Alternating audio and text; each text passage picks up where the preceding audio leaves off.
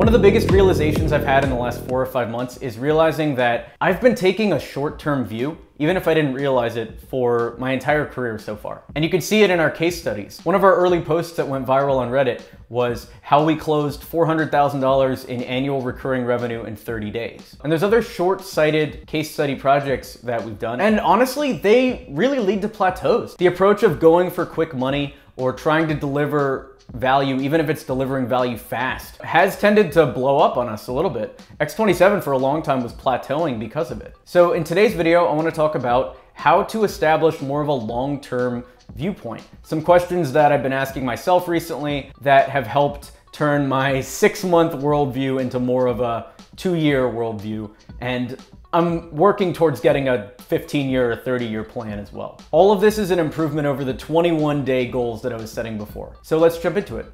The first question is, what am I trying to build? It could be empire-wise, it could be career-wise. For me, when I first started out, even looking at jobs or anything, I was still in college, and I was watching a lot of the TV show Mad Men, and I felt like I wanted to be a madman. I wanted to be doing whatever they're doing, day drinking in the office, hanging out, selling ads, whatever else they do. Not even Don Draper, I wanted to be Donald Sterling, the old guy, you know, he's got the white hair. Luckily for me, I've got these blonde locks, so hopefully they turn just pure white. We're not gonna see any gray hairs here. But that's what I wanted to build, and that's evolved over time, but that was the vision I had going in. Now I have different mentors. Now I wanna build something more like Blumhouse or A24, while at the same time spinning an agency up like X27. But that can evolve over time. And it starts with thinking about what that empire is that you want to actually build. What does that look like? Not just in a year, which is what I used to think for X27, but in 5 years. So here's an example. For X27, our original plan was, I was coming off of this other agency that had just tanked. So my net worth had gone from like $10 million to like nothing overnight, which is fucking crazy that that happened. But I saw what that founder had done, and in my head, I thought that the reason the business failed was because he didn't sell early enough. And so my plan with X27 was to build a business that we could grow to a certain point and then sell within a year, flip it. Now I see that that's extremely short-sighted. We weren't anywhere near our revenue goals to sell a business within a year.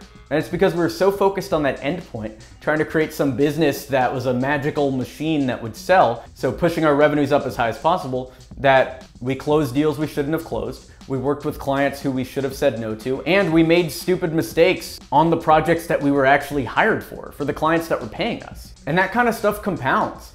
You don't want people knowing you as somebody who's just like a short-term sales guy trying to say anything to get you closed. But at least in the first 3 or 4 months of Experiment 27, that's exactly what I was. I would see these agencies, we had growth opportunities there, but I would push them too hard. And we lost deals because of it, and we signed deals we shouldn't have signed because of it. And the thing I would have changed is we had a client that was willing to pay us to basically learn on the job. They knew we weren't the most experienced agency because we had grown up within their company. Going back, if we were to do it again, I would have taken more advantage of that. Instead of trying to scale immediately and getting more clients, I would have sat with them for 6-7 months and just learned the skill of marketing so that by the time we took it to other clients, we would have been able to crush it instead of spinning our wheels for 8 or 9 months and burning a bunch of bridges. The important part of that is money is made by getting a skill to a professional level and then monetizing it. And if you don't take the time to get that skill up to a professional level before selling it, you end up burning bridges. So looking back for the skill of marketing, we weren't ready to sell it when we started Experiment 27. We're ready now, but that's also after 2 years of doing this every day for dozens and dozens of clients. For Garblic, I tried to take a longer term view. That's our comedy production company. And we spent 9 months not pitching at all. We were working on our comedy, we were doing stand-up, we were trying to write, we were meeting people, basically going through a version of film school to make sure that we had the skill level necessary so that when we did pitch, we were ready for it. And we're still not there, but we're getting way closer. So far, it takes me about a year to warm up to any new business. Meaning, if I was to do an entrepreneurial venture again, and I will, I don't know if I've announced it yet on this channel or not, but we're working on a new project that I'm excited to announce soon. It takes about a year to warm up. For this new project, it is a production company, so we have put in that year with Garblic. We can transfer that over to this. If you haven't put in at least a year working on your craft and getting extremely good at it, sure, you can sell, you're probably gonna close deals, but those clients are gonna churn. They're gonna leave you and you're gonna end up in a worse spot, or you're gonna end up plateauing for years and years and not breaking through, which is exactly where we were at Experiment 27. The plan then, if I was learning from my mistakes, is going for short-term cash is a waste of time. Instead, find clients that are willing to grow with you, that understand where you are in the process. And as long as they're patient with you, and you're honest about where you are in the process, you guys will be able to grow together. And you'll both become better for it because they believe in you. And we found that with X27. We've had multiple agency owners where we come in extremely honest about where we are in the process.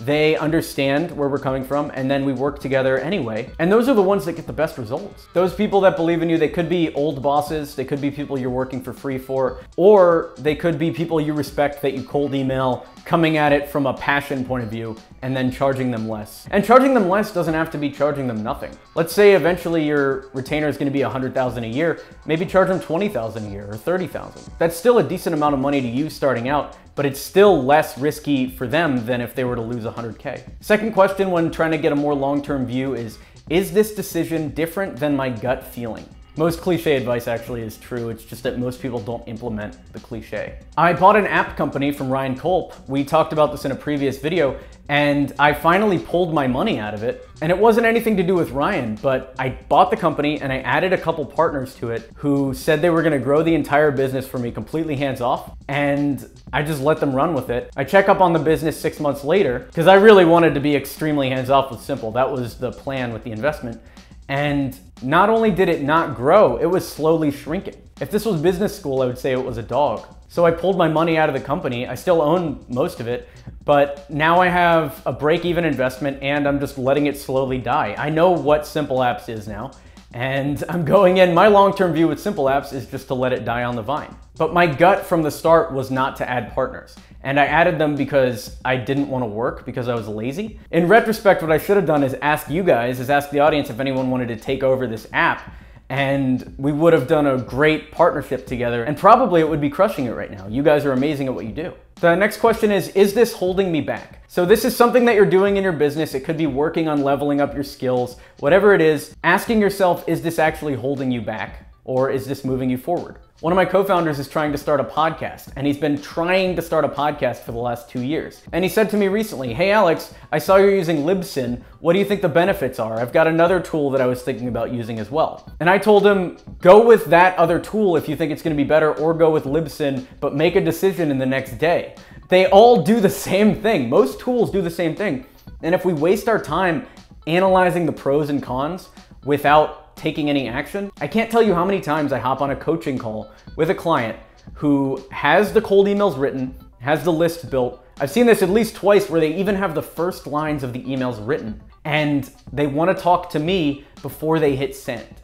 Don't do that. So I've been telling them, hit send first, send 100 emails, and then let's talk. Even if you're paying for an hour of my time, I still want to see that. Let me see that you're taking action, because otherwise you are just spinning your wheels and you're gonna burn out on your business idea before you have a chance to make any money from it. Another way to look at this is if you spent 6 months looking and analyzing, trying to find what the best podcast streaming provider is, what the best podcast host is, if you're releasing 1 episode a week, that's 24 episodes you could have released had you just picked Libsyn in the beginning, or had you just picked whatever in the beginning, as long as it was something. If you want the exact client questions we use on call number 1 to help sell deals, a link to that is down in the description below. If you want to help the channel out, I would love if you would think of one person who would get value from a video like this and send them an email. Also, if you run an agency and you want help getting more enterprise level clients, that's what we do all day at experiment27.com. Please feel free to check us out. I'm Alex Berman. Thanks.